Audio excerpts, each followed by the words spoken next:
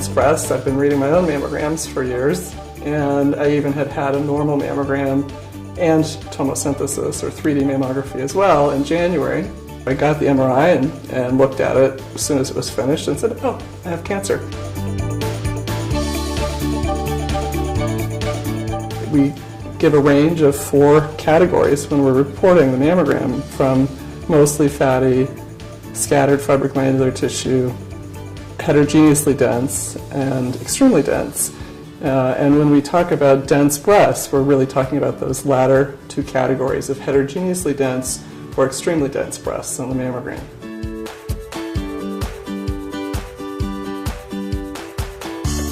But unfortunately, cancers also are relatively dense. They have more cells per unit volume, and they also look white on a mammogram.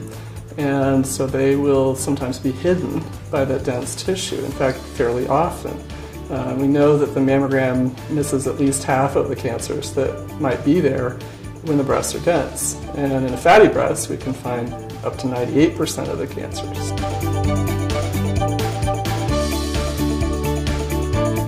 You don't have to just accept that fate has it, you've got dense breasts and can't do anything about it. There are many things that can be done. One is to consider having more effective screening, so not just stopping with a standard mammogram. We have many options now that are better than a standard mammogram at finding cancer.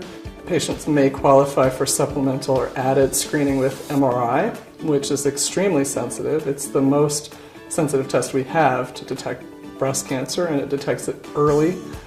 Another option, and one that's becoming very widely available now, is tomosynthesis, which is the so-called 3D mammogram, where we can find distortion and some cancers much better. We can see within a very thin slice of the breast, is there a mass or not, and that can help us find cancers. And then another test that I've been very much involved with is ultrasound, which is very good at seeing through dense tissue.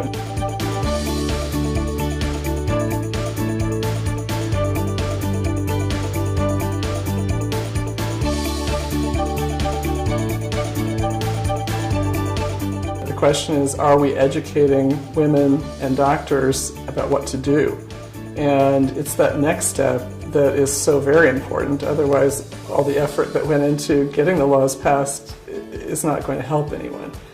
At least asking the question of facilities, what information are you providing to your patients? Even if they're not currently providing that information, the simple act of asking the question may motivate them to think about it harder and then start providing that information. If I hadn't advocated for myself, known I had dense breasts so that the mammogram was limited, known that I had risk factors and considered those risk factors to make my decision, I would not have had the testing that led to my own diagnosis.